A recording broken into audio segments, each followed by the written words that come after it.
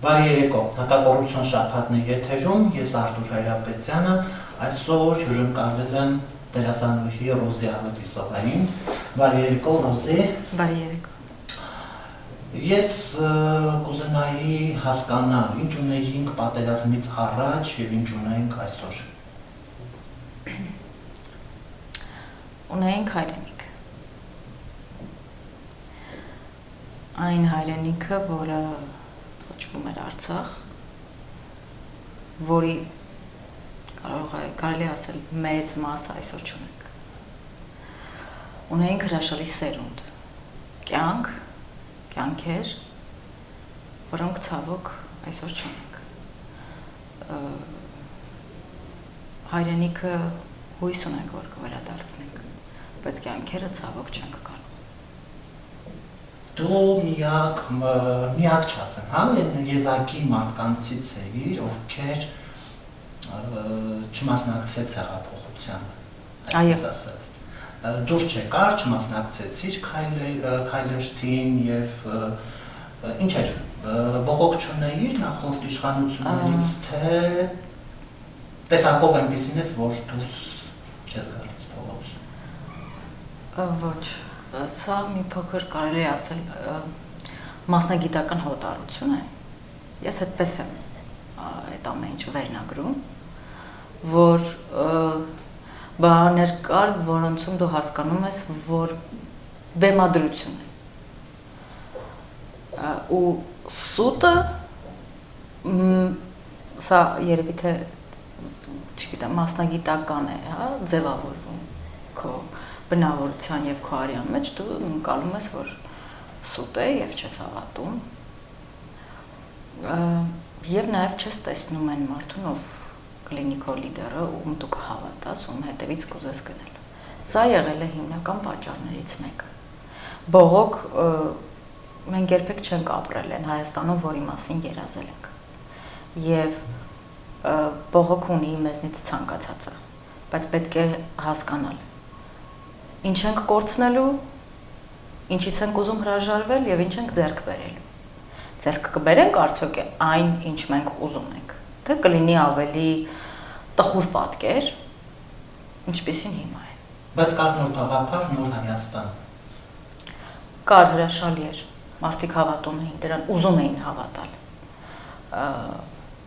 Ամեն մարդ ուզում է այդ փոփոխության մեջ, այդ նոր Հայաստանի գաղափարի մեջ իր մասնակցություն ունենալ։ Եվ ոչ ոքի չես կարող մեղադրել։ Չես կարող մեղադրել են մարդկանց, ովքեր ինչ առումներով իրենց հիմա խաբված են զգում, ասես դու սխալ ես արել, որ եղել ես այնտեղ հրապարակում։ Ոչ։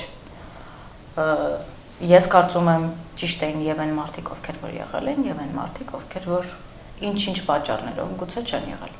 Ամեն մեկի մոտ պատճառները տարբեր են։ Պատերազմը ինչպես ազդեց կոնկրետ քո վրա։ Վատ։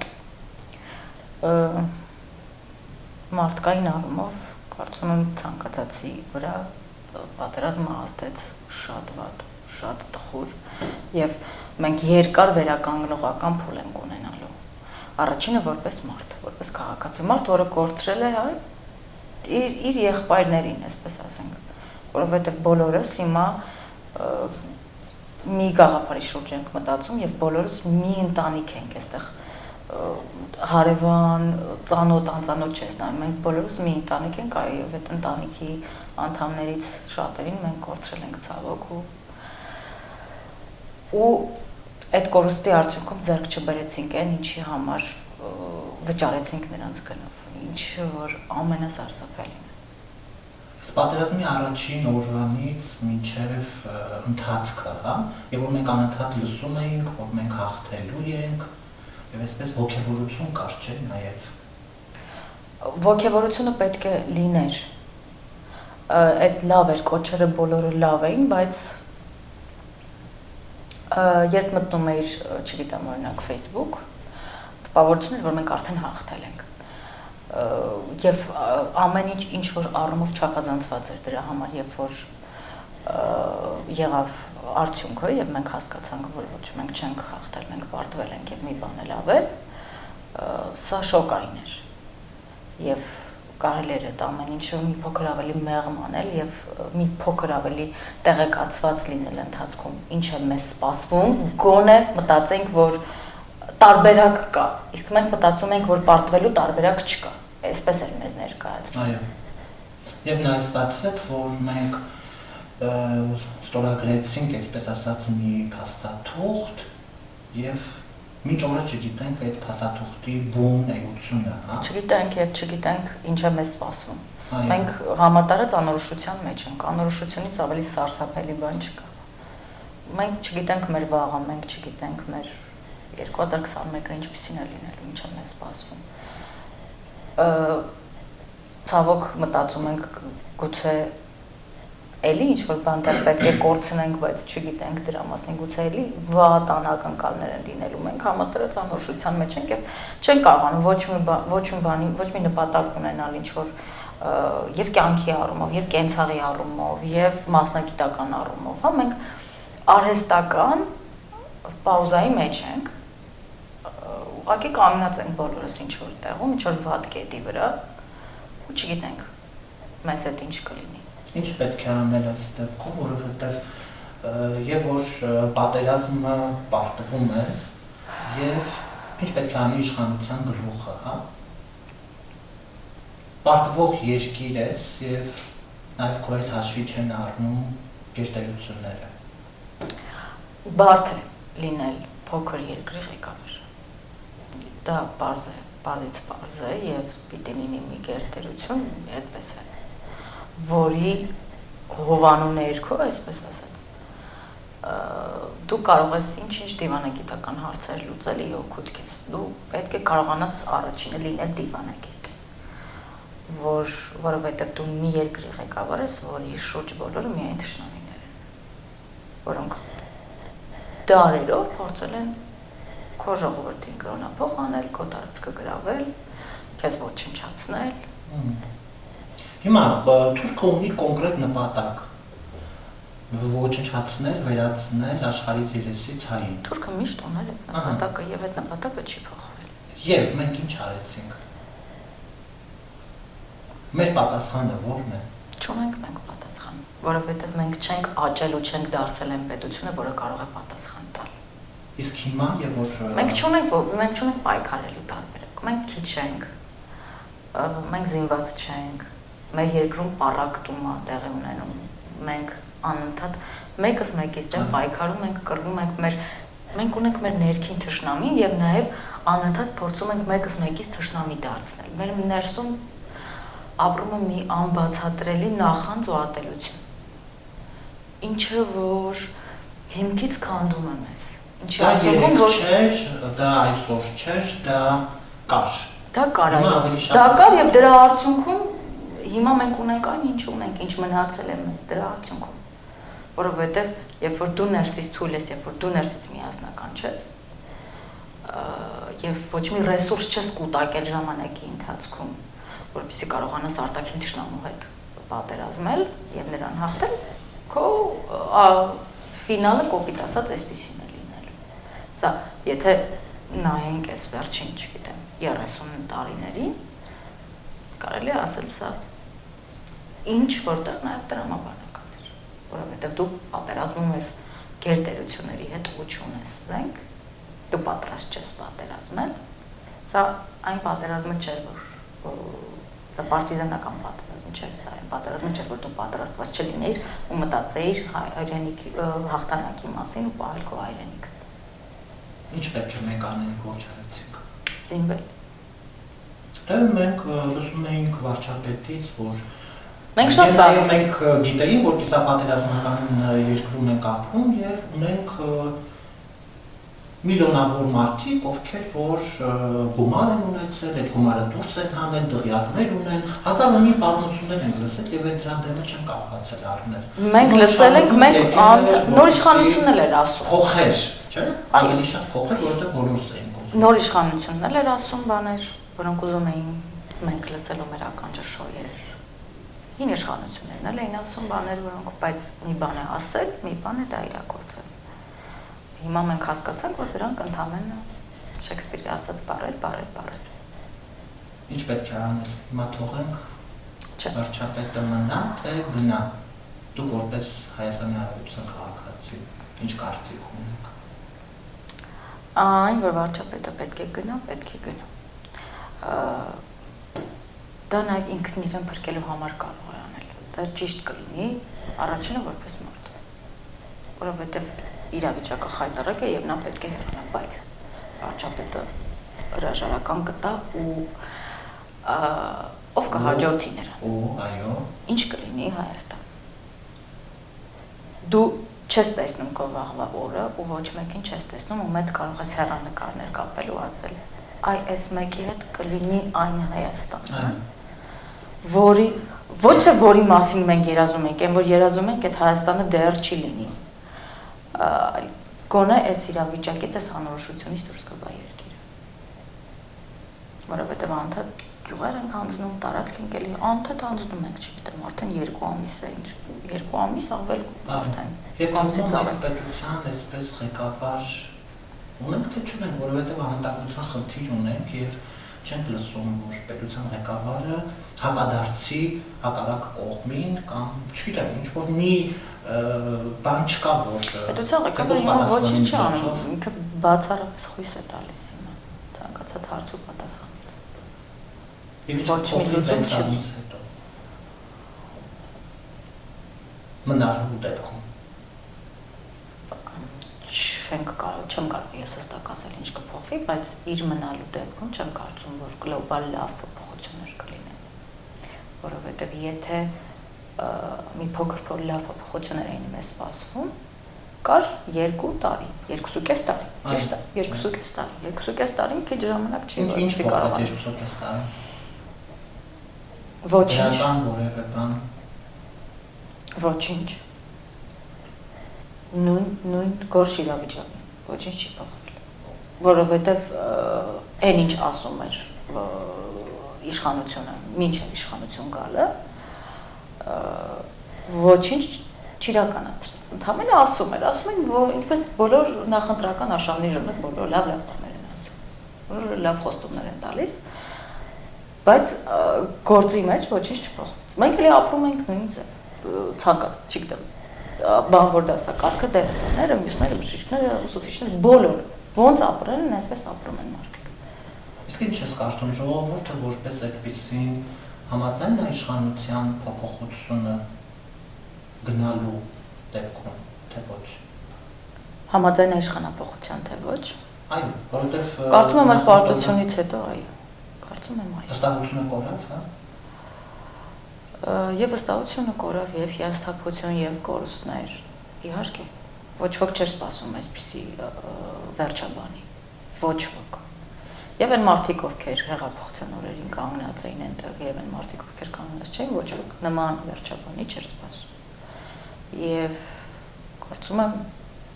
շատ քիչ զանգված է մնացել, որոնք դեռ կողմ են, դեռ։ Այսինքն, որ վաղը լինի արտահերթ ընտրություններ, Նիկոլ Փաշինյանը կավաքի բավարար քանակությամբ ձայն։ Կարծում եմ, որ ոչ, եթե լինի արդար ճանապարհ ընտրությունների։ Որովհետև մենք բազում անարդար ճանապարհներ ենք տեսել։ Ես գիտեմ, որ պատերազմի ընթացքում ծնվեց մի ներկայացում, որը հետո ապրելու եւ սիրելու հնարավորություն էր տալու հանդիսատեսին, այսինքն շարունակություն ապրելու, հա։ Ուզենայի մի փոքր ներկայացման մասին խոսենք, որտեղ գլխավոր դերում դուք եք։ Ներկայացման գաղափարը ծնվեց, փորձերը արդեն իսկ որ սկսեցին պատերազմից առաջ էր։ Եվ ունեցանք պատերազմից անմիջապես հետո համարձակ մի ներկայացում, համարձակ նկատի ունեմ։ Մենք ինքը 90-ականների մասին էր, որ դե 90-ականները գիտենք իր մեջ ներառում է պատերազմ, մութ-ցուրտ տարիներ, հա, եւ այդ մութ-ցուրտ այդ ամեն ինչ դաժան տարիներ պատերազմի հետևանքն էին, որ մենք ապրում ենք, ընթացքներ եւ հետևանքը երկար տարիներ։ Հենց թեման դրա մասին էր, հետո սկսվեց պատերազմ, մենք որոշեցինք չդադարեցնել փորձերը, որոշեցինք ամեն դեպքում եթե հնարավորություն ունենք հիմա ստեղծագործելու եւ ինչ որ մի բանի ծնունդ տալու, իհարկե շատ դժվար էր, որովհետեւ հա նստում էինք փորձի մոտ մի կես ժամ 40 րոպե հա քննարկում էինք ինչ նորություն կա այս ինչ ասեց մյուսը ինչ ասեց ինչ արեցին ինչ տվեցին ինչ առան անընդհատ ինչքան զոհ կա հրապարակել են չեն հրապարակել անընդհատ այս խոսակցությունների մեջ էինք բայց մենք պես փորձում էինք ստոպ անել կպներ գործին ու նոյեմբերի 29-ին առաջնախաղը տեղի ունեցավ ներկայացման եւ ես շատ ուրախ եմ որ նաեւ մարդիկ են գուցե ուրախ որ կար հնարավորություն որտեղ ոչ միտեղ ներկայացում չկար որ ինքն հնարավորություն էին կալ նայելու սիրային մելոդրամա 90-ականների մասին որը ի ուրախություն ունի լավ ավարտ սիրուն բարի պատմություն է հանդիսատես ունեին կամ հանդիսատես ունեին մարդիկ կարոտած էին թատրոնում, մարդիկ ուզում էին ներկայացում տեսնել եւ շատերն էին ասում ինչ լավ է որ ես գորշ իրականության մեջ կոնե հնարավորություն կա գնալու թատրոն, տեսնելու այսպիսի բարի սիրուն պատմություն մենք շատ ուրախ էինք այդ արդյունքի համար իրականում չգիտենք ինչ կլինի մտածում ենք ներկայացում պատրաստ կլինի ու չենք կարողանա խաղալ կամ ներկայացումը կդնենք առաջնախաղը կհայտարարենք ու չի լինի հանդիսատես եւ հույս ունենք որ մի ներկայացում կխաղանք բայց ի ուրախություն մեզ խաղացինք 3 ներկայացում մշակույթի դաշտում 2 տարի կես անցել է ինչ որ փոփոխություններ նկատում եք թե ոչ Նամանավանդ, որ մենք տեսանք հեղափոխությունից հետո մշակույթի նախարարություն որպես այդպիսին չկար, միավորվեց դառավ գեր նախարարություն։ Չկա ոչ մի փոփոխություն։ Ինչ որ մարդիկ կա, ինչ որ մարդիկ այստեղից այնտեղ տեղափոխվեցին, ինչ որ փոփոխություններ էր, բայց գլոբալ փոփոխություններ, որ ինչ որ բացարձակ որևէ ինչ բան, որ թատրոնում ինչ որ ֆորմաներ փոխվեց օրինակ, ինչ որ համակարգ փոխվեց, ինչ որ բան ակտիվացավ, ինչ որ մշակույթին, որտեվ շատ երկար տարիներ եւ միջև այսօր մշակույթը 3-4 պլանում է։ Անդադ 3-4 պլանում եւ ոչ մի իշխանություն դեռևս այդպիսի լուրջ վերաբերմունք չի ունեցել մշակույթի հանդեպ։ Մշակույթի ցանկալից մեր ինչպես ասեմ, անկիրթ լինելուց, որ մեզ մշակույթը պետք չի, թե մշակույթը, որ մեզ դարեր շարունակ պահել է։ Եվ դրա արժեքը մենք ինչ որ չգիտենք։ Մեր ղեկավարները չեն, մշակութային մարդիկ չեն եւ չեն կարևորում մշակույթը եւ չեն կարևորում այն փաստը, որ փոքր երկիրը ներկանում է նաեւ մշակույթով իր աշխարհին, որտեղ իր այցեքարտերից մեկն է, թե ինչպիսին ես դու, ինչ տեսակ ես դու եւ ինչքան լավ մշակույթ ունես դու, այնքան դա լավ բաներ է խոսում քո ու քո ազգի մասին, քո տեսակի մասին։ Մենք այս վերջին օրերին նկատում ենք, որ կան խմբեր, որոնք կոնկրետ օտոմսոխություն են իրականացնում, փորձում են ամեն գնով եկեղեցին այսպես քարկոծել, հա։ Մենք նկատեցինք, որ Սևանի Մարտունու հա եկեղեցում տեխնոլոգիա թույլ չէին տալիս ներս մտնի, որովհետև դեմ էր խոսել, արտահայտվել Փաշինյանի հենց կոնկրետ անձի մասին էր խոսել։ Այս երևույթները, որ հենց հիմա կատարվում են մեր շուրջը, ինչպես կբնութագրես։ Սա երևի թե ամենամեծ խայտարակությունն է, որովհետև քրիստոնյա աշխարհում մենք գիտենք ինչ կարևոր է եկեղեցու դերը։ Եվ եթե դու թույլատնում ես եկեղեցին, դու մեջից ոչնչացնում ես ժողովրդին շատ դաժան ճանապարհով։ Չեմ կարծում, որ լուրջ արդյունքների կհասնեն այդ խմբավորումները ձեր ասած,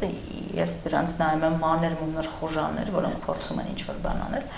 բայց որոնց դա չի հաջողվի, որովհետև մենք դարեր շարունակ պահպանել ենք մեր կրոնը, մենք ամուր ենք եղել եւ մեր եկեղեցին երբեք չի պառակտվել, երբեք չի ոչնչացել եւ միշտ հայ ունեցել է երկու տուն՝ իր տունը եւ եկեղեցին, որը եղել է իր այլևս երկրորդ տունը, ոչ պակաս կարևոր, քան իր տունը։ Դրա համար դա հայի արյան մեջ է եւ դա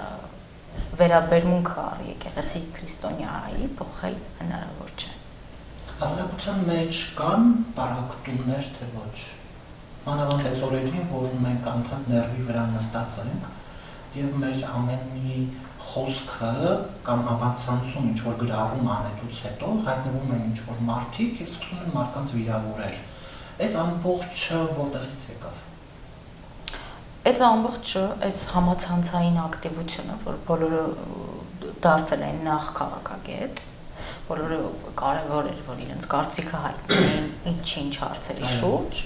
կապ չունի ինչ մասնագիտություն ուներ այդ մարդը, կապ չունի որքանով էր հասկանում այդ ամեն ինչից, թե ոչ, անպայման իր կարծիքը պետք է հայտներ եւ կա մի զանգված, շատ անորակ զանգված, որ իր կարծիքը անպարկեշտ բառերով է հայտում, մենք այդ պատկերներն էլ տեսանք, այդ ամեն ինչը ակտիվացավ հեղափոխության ժամանակ եւ հեղափոխությունից հետո հեղափոխությունից հետո ինչ-որ նոր այդպիսի վատ մշակույթ ձևավորվեց, որ բոլորը իրենց խոսքի ազատություն տվեցին սոցիալական ցանցերում եւ այդ խոսքի ազատությունը ընկալեցին չգիտեմ ինչ կերպ։ Բայց ունեինք մենք 3 միլիոն ժողովուրդ եւ 3 միլիոն վարչապետ։ Այո, 3 միլիոն մարդ, ով հասկանում է քաղաքականությունից, ով անպայման պետք է իր կարծիքը հայտնի, ով գիտի, ով ինչի համար ինչ արեց, խանգարեց դա, հա։ Այսինքն 3 միլիոն վարչապետ լինելը։ Բոլորս վարչապետ էինք, հա, այս կարծում։ Դե Լևոն Տեր-Պետրոսյանն էր, չէ՞ ասում, դժվար է կառավարել մի ժողովրդի, որ ամեն մի քաղաքացի մտածում է, որ ինքը կարող է լինել նախագահ։ Մոտավոր այսպեսին էր միտքը։ Հա, իրականում մենք ունենք այդ այսպես ասեմ գերագնահատելու մեզ խնդիրը, բոլորից թվում է, որ մենք ամեն ինչից շատ լավ հասկանում ենք եւ անպայման պետք է մեր կարծիքը անպայման շատ կարեւոր է եւ չունենք չափի զգացում եւ զուսպ լինելու հատկություն հասկանալու համար թե ինչպես ես դու հայտնում քո կարծիքը ինչպես ես ձևավորում այդ կարծիքը եւ ինչպես ես այն մատուցում Սրանով բացահայտվեց, որ մենք ունենք ինչ-որ շատ տխուր մի զանգված, տխուր մարդկանց զանգված, ովքեր շատ անկիրթ են եւ կարող են խայտառակ կերպով ներկայանալ։ Նույնիսկ մարդուն չճանաչելու դեպքում, Կապ չունի չճանաչել իրենց համար կարևոր է խնդիրը չճանաչելու մեջ ինձ թվում է այդ մարդիկ արտահայտվելու իրենց կարծիքն ասելու խնդիր ունեն։ Ես պարապ եմ Գուցե պարապ են, գուցե երջանիկ չեն։ Եվ արտահայտվում են միջոցով։ Ինձ թվում է, այո, ես երկու տարբերակ, եւ երջանիկ չեն, եւ պարապ են, մարդիկ չունեն իրենց անձնական կյանքը կամ իրենց անձնական կյանքը կամ այն տարածքը, որում իրենք ապրում են, իրենց հետաքրքիր չի։ Իրենք անդադ ուզում են խոսել, արտահայտվել ինչ-որ ուրիշ թեմաների շուրջ, գուցե որպեսզի մոռանան այն իրականությունը, ինչի մեջ իրենք ապրում են, որը իրենց չի գոհացնում։ Եվ մի հասարակություն, որ այս չափ քաղաքականացված է։ Այո, ցավոք քաղաքականացվեց այս հասարակությունը։ Քաղաքականացվեց հատկապես հեղափոխությունից հետո։ Հարմար է։ Բոլորը ուր գնում է իր կապ չունի, որտեղ է իր հանդիպում, չգիտեմ, ժամանցի վայրում, ընկերներիդ հետ, չգիտեմ, կինոթատրոնում, ուր ասես գնում ես, տանը անգամ ինչ-որ մարդկանց, բոլորը խոսում էին քաղաքականությունից, բոլորը հասկանում էին քաղաքականությունից, բոլորն ասում էին վարչապետը լավ անում, թե վատ անում, չգիտեմ, սա լավ անում, թե վատ անում։ Մարդիկ չէին ապրում իրենց կյանքը։ Մենք ունենք վաղվա այն լուսավոր մի կետը, որին պետք է կարողանանք ձգտել եւ հասնել։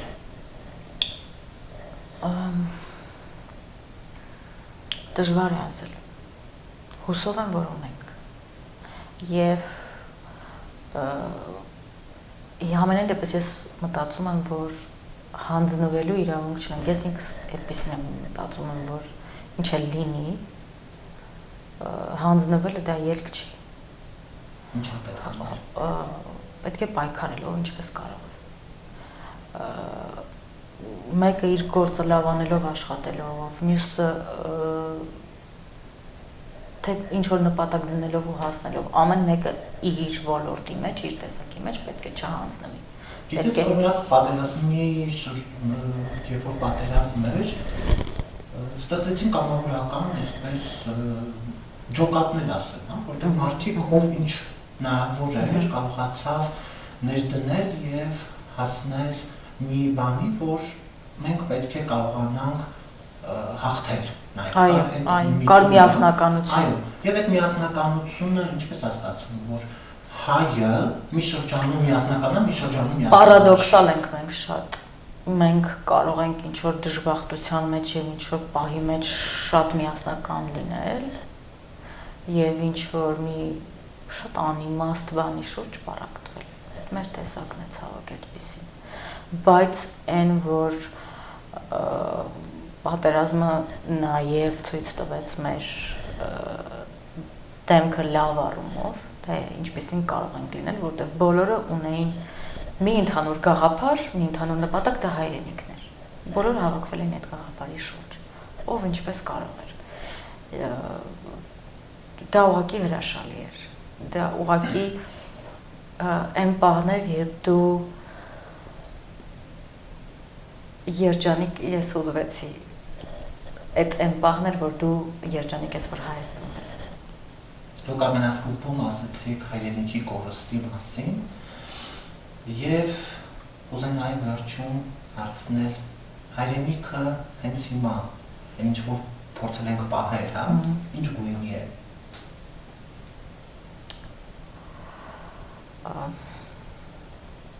Ցավոք գորշ կարմիր կամ գուցե որթան կարմիր, բայց արյան գույն ունի այդ հայրենիքը,